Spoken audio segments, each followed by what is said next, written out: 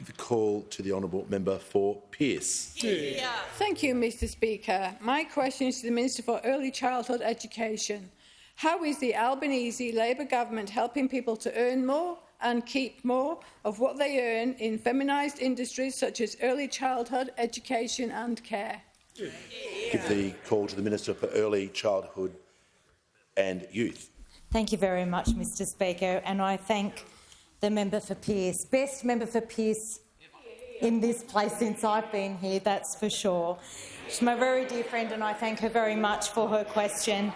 The 86,000 taxpayers in Pearce know that they have a truly strong voice for them here in Parliament, somebody who fought for them to get their tax cuts.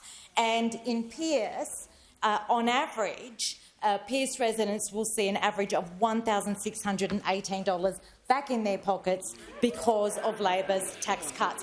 And you know, Mr Speaker, that includes the wonderful educators at places like Good Start Tapping and at the Lake Joondalup Early Learning Centre, which the member for Pearce and I have visited now several times up there in Wanneroo. Our tax cuts mean that those workers will keep more of their hard-earned money.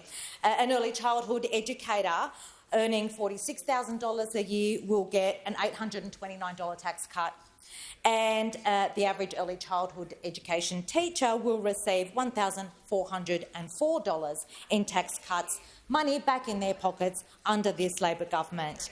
Now, Mr Speaker, Eliza, who has a Certificate 3 and she's a qualified educator in Tasmania, she's just starting out in her career and she told me the timing of these cuts is ideal.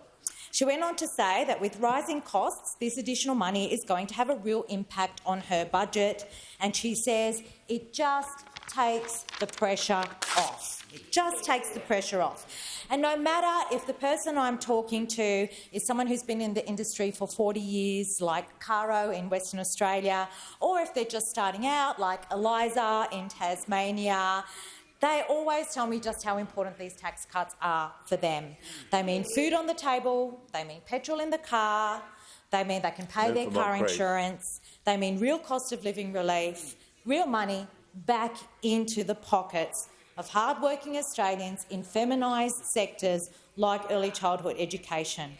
In fact, Mr Speaker, as the Prime Minister said earlier, 90% of women taxpayers will be better off under our tax plan. And we're getting wages moving again in low-paid, female-dominated industries. And I might add, those industries often employ high numbers of migrant and culturally and linguistically diverse women. That's why the gender pay gap is at the lowest it's ever been. We supported 2 increases in modern awards, benefiting early childhood education and carers. Now, when those opposite were last in government, keeping wages low was part of their architecture. There's no secret there.